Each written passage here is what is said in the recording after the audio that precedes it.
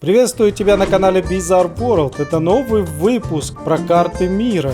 Карты, которые присылаете мне вы, мои дорогие подписчики. Интересные, прикольные, познавательные, исторические карты. Ну что, готовы к новому выпуску? Тогда давайте приступать к просмотру.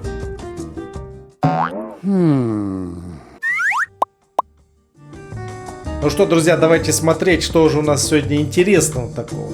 Первая карта нам прислана Ренатом. Привет, Бизарыч, вот карта Европы глазами татарина. Скандинавия — это холодильник у нас, Россия — захватчики, Украина — сало, ну Беларусь — картошечка. Как бы это ни было банально, да? Британия — чаек, чуваки с гитарой — испанцы, братья по вере — турки. Ну, если вы, так сказать, татарин с Татарстана, то, пожалуйста, напишите комментарии. Так ли вы считаете? Согласны ли вы с этим мнением? Так ли вы видите Европу? Ну а мы давайте-ка взглянем на следующую карту. Следующая карта у нас прислал Сергей. Во сколько заходит солнце в столицах Европы? Как можем посмотреть, это данные за ноябрь. Ну, прошлого года, то есть 2020 года. Что у нас получается? То есть 16:08 это у нас в России, да, заходит солнце. Смотрите-ка, Беларусь 16:57, Украина 16:01. Интересный такой разброс, да? Польша 15:30, Германия 16:01. Турция, например, 17:30, Испания 17:50. В Исландии в 16, в Скандинавии в 15 вообще. Блин, я на самом деле не знаю, я не специалист по временным поясам. Пожалуйста, мне проясните, почему такой разброс. Я вообще-то считал, что солнце должно с востока на запад, как бы, да, время смещаться. Почему так? Почему время именно вот так вот распределяется? А следующую нам карту прислал пользователь под ником подписчик Супер. Привет, Макс, я тут решил поискать некоторые странные карты Казахстана. Он на самом деле прислал около 10 карт Казахстана. Ну, я буду по мере возможности частично их добавлять в видео. В общем, супер, спасибо тебе за карты Казахстана. Это у нас карта заключений браков и разводов за год в Казахстане. Давайте-ка взглянем, где больше всего браков заключено. Ну, судя по этой карте, это Шымкент. 11 279 браков зарегистрировано. Максимально разводятся в каком регионе Казахстана? Получается, в Алматы, да, 3700 разводов. Что интересно, смотрите, чем ближе к России, тем меньше браков. Интересная закономерность. Совпадение? Не думаю. А меньше всего разводов в Атырау, 855. И сразу дуплетом, друзья, еще одна карта от этого же, так сказать, подписчика про Казахстан. В общем, знаменитая газета New York Times американская провела такой опрос. Нужно было выбрать из этих вариантов, соответственно, где Казахстан на карте Евразии.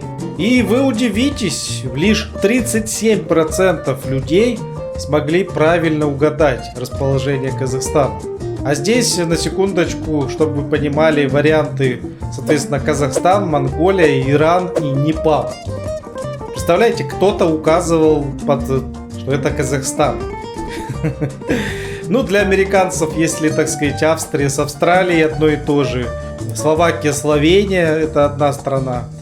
Подумаешь, Казахстан в Непале будет. Ну, там они все, в принципе, да, в общем-то, почти одинаковые. Все на одно лицо, в общем, для американцев. А это альтернативная карта 1943 года, которую сделал сам Родион. Спасибо большое, Родион, тебе за карту. Это, между прочим, карта Country Ball. Мапперы, приветствую вас. Приветствую. Здесь показаны, как я понял, различные коалиции на 1943 год. Центральные державы Германия, Австро-Венгрия. Дальше что у нас? Антанта. Это у нас Франция, Великобритания, Дания, Бельгия. Это у нас Антанта. Ну, это альтернативно, да, карта, если что. Ну и больше здесь никаких коалиций нет. Хотя мы видим здесь какое-то объединение, соответственно, Прибалтики, Польши, СССР, да, Финляндии. Турецкие какие-то здесь тоже союзы или что. Италия тоже, да. человек старался, возможно, эта карта еще не до конца доделана, но в любом случае спасибо за карту. Вот такая карта, вот довольно-таки любопытная. А это уже, друзья, карта Украины. Всем украинцам, так сказать, привет. В общем, Алина нам прислала эту карту. Давайте-ка взглянем. Карта Украины глазами запорожцев. Селяне в Виннице, украинский кусок Беловежской пущи. Ужгород, говорят, со смешным акцентом. Одесса, Юморина, Молдавания. Туда ездят в отпуск горы татары. Симферополь, соответственно, Крым.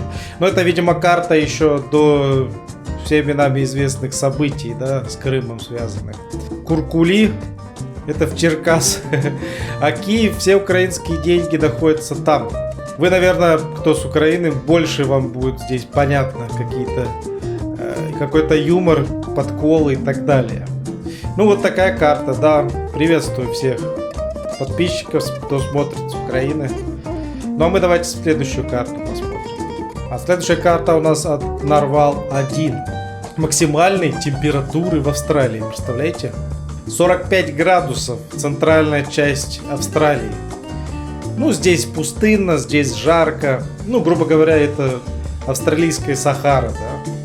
Поэтому здесь такие высоченные температуры. И неудивительно, что в Австралии, в центральной части Австралии нету городов практически, да, поселений, ничего. В основном все по побережью. Поэтому, как мы видим, что на побережье у нас тут, ну, вполне себе терпимая температура, да, от 24 до 15 градусов. Да, любопытно. Поэтому там и пожары, кстати, да, в Австралии бушуют пожары часто. Из-за, конечно, таких температур 45 градусов, ну это вообще жесть. 45 градусов, представляете? Следующую карту нам прислал подписчик Владимир. Это карта, как звучит дерево на разных языках, соответственно. Карта Азии и Европы. Собственно, на карте Азии мы можем посмотреть дерево в России, да, звучит. В Молдове, хотел сказать, в Монголии мод, Агаш, в Казахстане, Узбекистан Даракс, Кыргызстан Дарак. Ну а на других языках даже сложно прочитать. Китайский я, к сожалению, не знаю. Ну, Сань Вупень какая-нибудь там, Чинь Винтань какая-нибудь, не знаю. И в Европе, но в Европе хоть читабельно, да, можно прочитать. Дерево. Это финский. Кокс. Осуждаю на всякий случай. Латвия. В Латвии кокс называется дерево. Медис в Литве. Древо. Это Беларусь. Дерево Украина. Арбель это Испания, да? Арабе. Агас Турция. Блин, ну Болгария вообще. Дьерву. Бум. По-нидерландски. Ну, звучит довольно-таки прикольно, забавно на некоторых языках. Да. Что-то у нас от Владимира карт очень много, поэтому вот очередная карта от него. Все банки, банкоматы Европы. Да, блин, смотрите-ка. В России в основном это получается Санкт-Петербург, Москва. А в Европе что творится? Мать моя женщина. Просто, особенно, смотрите, в Германии просто, да? В Германии просто Италия, Швейцария. Швейцария вообще это один сплошной банкомат. Швейцария это один сплошной банкомат. Италия, Великобритания, соответственно, да? И, друзья, несколько карт, буквально быстренько пробежимся, я вам покажу карты, которые я, собственно, сам для вас подобрал. Буквально тут 2-3 карты. Это карта, показывающая масштабы пожаров, повреждений Хиросимы, Японии, кто не в курсе, нанесенных атомной бомбой, сброшенной 6 августа 1945 года. Ну, знаете, что американцы сбросили ядерную бомбу на Хиросиму. Ну, погибло там просто огромное количество людей, семей. Они некоторые просто распылились буквально, да, от взрыва от этого. В пыль превратились. Практически весь город разрушен. Просто. Еще и ударная волна практически, смотрите, она дошла до Ну, все регионы практически, все районы города. Хиросима, между прочим, город-то не маленький. Тем не менее, разнесло его просто в щепки. Просто в щепки разнесло. Американцы, да, такие вот сердобольные, испытывали ядерное оружие, по сути, да, испытали на мирных жителей.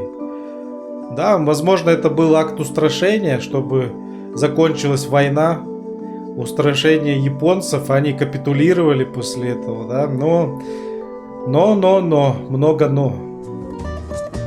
И советская карта СССР, пионерские лагеря в Советском Союзе.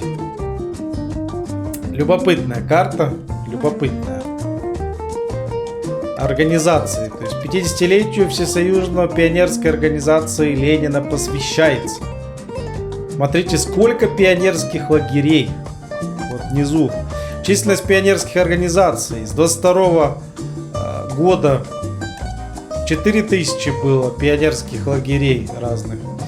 В 72 уже было 23 миллиона. Да. 23 миллиона, представляете, пионерских лагерей. Помогали, то есть на сельхозработах, сажали деревья. Ну, в общем, было чем заняться молодежи, я скажу вам так. Насколько я знаю от своих родителей, было весело в этих пионерских лагерях. Сейчас, конечно, это утеряно все. Но, тем не менее, вот такой период был. Смотрите-ка, и тут Алма-Ата, да, Казахстан, Ашхабад, Ташкент, Душанбе, то есть, да, все Тбилиси, Ереван, Кишинев. Да. Вот так вот, друзья. Любопытная, да, карта? Любопытная. Карта всех стран мира, только в виде флагов. Соответственно, флагов этих стран. Ну, выглядит как-то странно, да? Но, тем не менее, забавно одновременно. То есть она слеплена из флагов разных стран. Вот такая флажные страны мира. Вот как-то, ну, нелепо это все выглядит, да. Но, тем не менее, забавно. И, друзья, карта-загадка, да. Карта-загадка, как обычно. Соответственно, что это вообще за страна? Что здесь за границей? Дмитрий нам карту-загадку прислал. Что это за деление такое? Что за страна? И почему это все так поделено? Непонятно, странно. Напишите в комментариях. Самый залайканный правильный ответ, соответственно, я закреплю под видео. А у меня на сегодня все. Всем спасибо. Смотрите выпуски про карты с Бизарычем. Всем пока-пока. Что же это за страна такая?